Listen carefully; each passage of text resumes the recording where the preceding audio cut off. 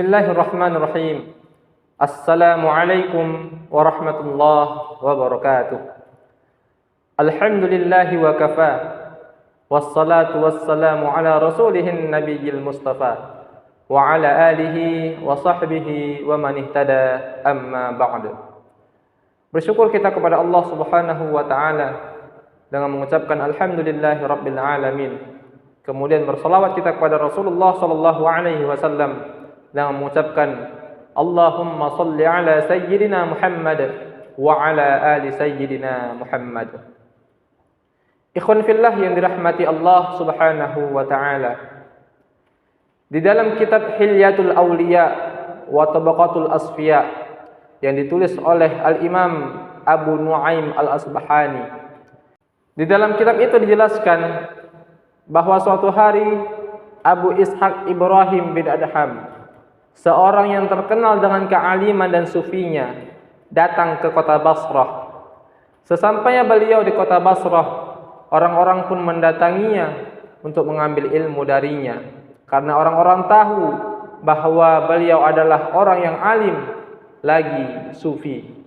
Lantas orang-orang yang datang tadi bertanya kepada Abu Ishaq Ibrahim bin Adham, "Ya Aba Ishaq, innallaha ta'ala yaqulu fi kitabihi ud'uni astajib lakum."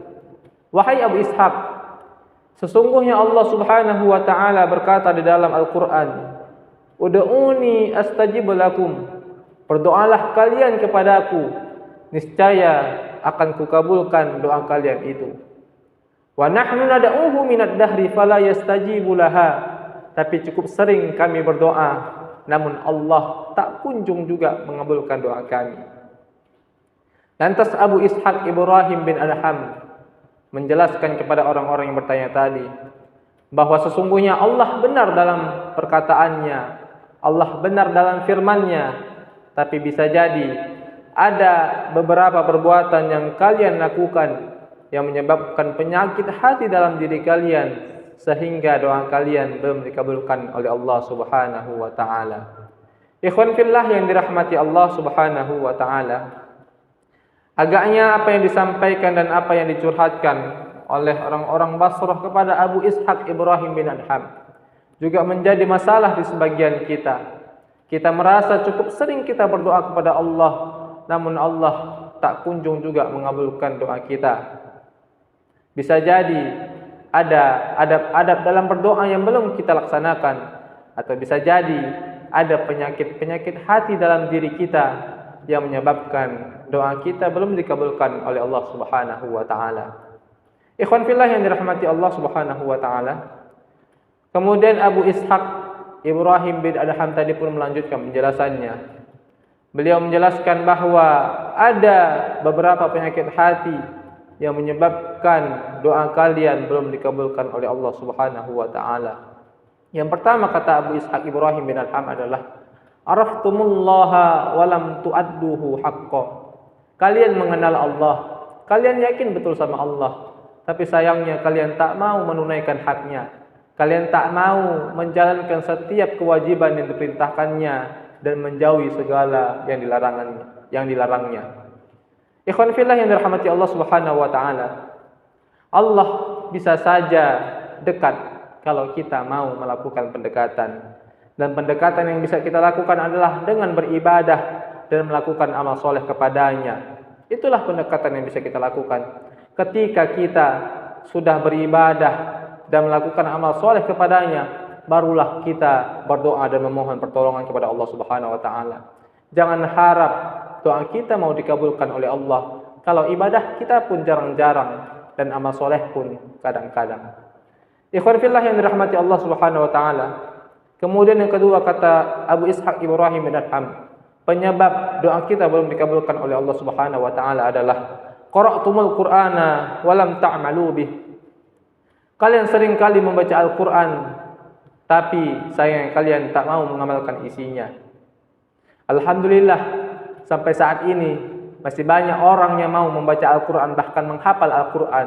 Namun perlu kita pahami bersama bahwa Al-Quran itu tak cukup sekedar kita baca dan kita hafal, namun haruslah kita mencoba untuk mengamalkan isinya.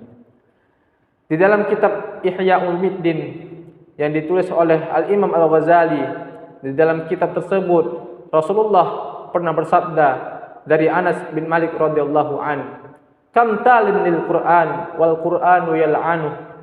Kata Rasulullah, berapa banyak orang yang membaca Al-Qur'an, tapi Al-Qur'an itu malah melaknatnya. Kenapa? Karena Al-Qur'an hanya sekedar dibaca tanpa diamalkan isinya.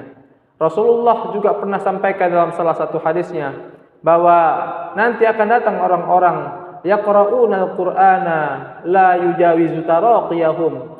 Mereka gemar membaca Al-Qur'an. Mereka sering membaca Al-Qur'an, tapi tak sampai pada tenggorokan mereka. Jangankan sampai ke hati, ke tenggorokan pun tak sampai. Artinya apa? Ia hanya terlalu fokus membaca Al-Qur'an tanpa berusaha untuk memahami isi dan maknanya, dan tanpa berusaha untuk mengamalkan isinya. Ikhwan fillah yang dirahmati Allah Subhanahu wa taala. Kemudian yang ketiga, kata Abu Ishaq Ibrahim bin Adham, penyakit hati yang tanpa sadar kita amalkan yang menyebabkan doa kita belum dikabulkan oleh Allah Subhanahu wa taala adalah ishtaghaltum uyuba ikhwanikum wa nabathtum uyubakum. Kalian terlalu sibuk dengan aib saudara kalian, tetapi sayangnya kalian terlalu abai dan lalai terhadap aib diri kalian sendiri. Sesungguhnya ini juga pernah diingatkan oleh baginda Rasul. Suatu hari Rasulullah SAW berjalan berangkat ke kota Madinah dengan beberapa orang sahabat. Di pertengahan jalan Rasulullah SAW melihat ada seseorang yang tertidur di pinggir jalan. Karena ia tertidur, pakaiannya tersingkap, kemudian auratnya terbuka. Maka saat itu Umar bin Khattab yang berada di samping Rasulullah segera menutupi pakaiannya sehingga tak adalah aib pada orang tersebut karena auratnya sudah tertutup. Apa kata Rasulullah kepada Umar bin Khattab? "Ya Umar, wahai Umar, sungguh sudah tepat apa yang kau lakukan ini. Ketika engkau melihat saudaramu terbuka auratnya, segera engkau tutupi. Tapi akan datang nanti suatu masa, aib saudaranya bukan malah ditutupi, tetapi malah dibuka dan disebarkan dan malah menjadi konsumsi publik. Na'udzubillah, thumma na'udzubillahi min dzalik." Kata Rasulullah SAW, "Man satara musliman satarahullahu yaumal qiyamah."